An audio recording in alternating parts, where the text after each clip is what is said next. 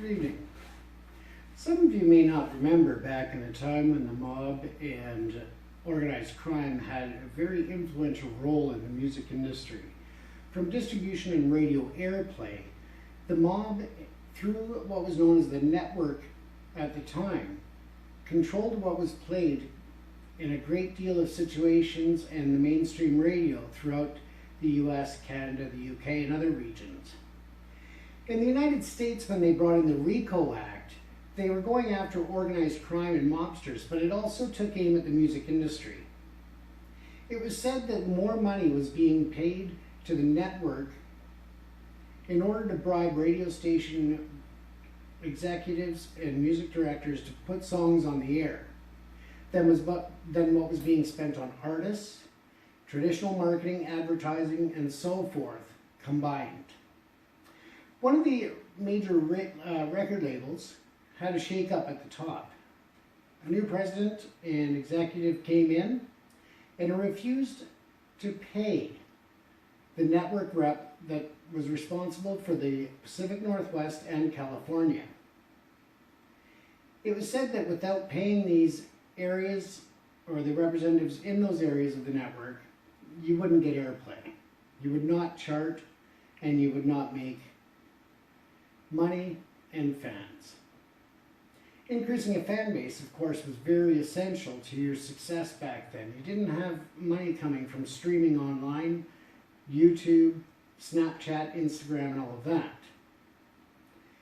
So the executives decided to use one of what turned out to be the most influential rock bands in the 70s, and some would say the decades that followed.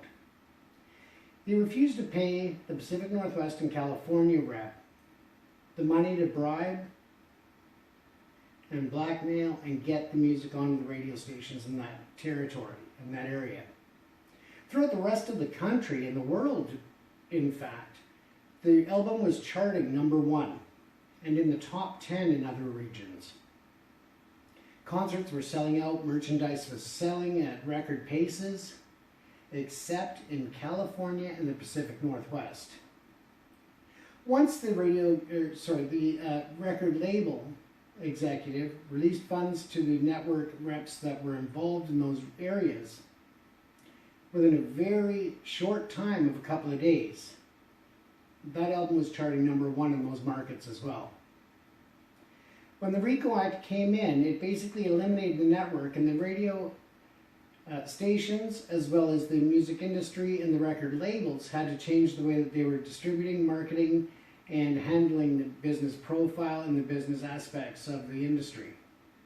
They were able to do it, and it flourished. When you look at a time where the internet started to take hold, you had different influences like Napster and other online peer-to-peer network sharing, BearShare, and we could go on. And the recording industry fell behind in terms of what they saw the vision and the future of MP3s and online streaming services would be. It took them almost a decade to catch up, and they lost a major amount of revenue, both for themselves and the artists. And they had to play catch-up to all of these peer-to-peer sharing networks and so forth. So now when you look at it, the music industry has evolved once again. And as it'll stay true, it will again down the road evolve and continue. And that's what makes music great, is because it reaches more and more of the masses. With just a microphone like I'm sitting here talking to you, you can play your music, your original tracks, and reach a global audience. Something that was unheard of just a few decades ago. So take the opportunity to use Instagram and YouTube, Facebook, even if some of the platforms are looking at different demographics than what you're targeting with your music. You never know where your audience and your fan base is going to start and grow from. And you never know what's going to trend out there when you put it out and you share it with the world. So with that, it's all about creating something in the universal language, which is music. Whether it's the lyrics, the riff, it doesn't matter what it is. Get it out there and share it. Because music is one of the most powerful languages that reaches across borders. It reaches through socioeconomical divisions that we see in communities now. Music is very powerful that it can bring emotions that you hadn't felt in decades. Maybe it's going to bring a tear to your eye, thinking of an individual that you knew as a child, and you hadn't heard that song since you last saw them. Maybe it's going to bring a smile to your face and some excitement, because you remember a great time at a teenage party, and a certain song played, and again, it brings back those memories. Could be the lyrics in a song that touch home or resonate with someone that you've lost, and the emotions that you go through or went through at that time. It doesn't matter what it is. It can even be a song in a different language that can touch your heart. And that's the power of music. So while you're out there and you're trying to create and you're trying to share and you're trying to make it big with your music, just stay true to who you are, write what feels comfortable for you, enjoy it, and share it. For more information on making music, making money, making a career with your music, you can also go to Amazon and purchase the books. Making Money with Your Music. Again, it's on Amazon. And the other one is The Music Industry in the Digital Age.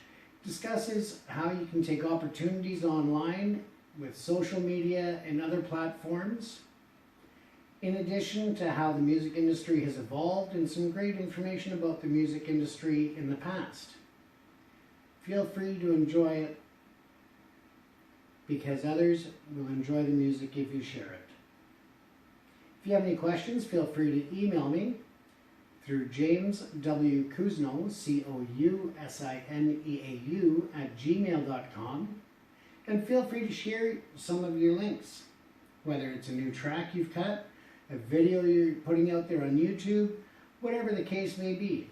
Feel free to share it, and I'll be honest with you. And be careful if you share it, because again, I will be honest with you.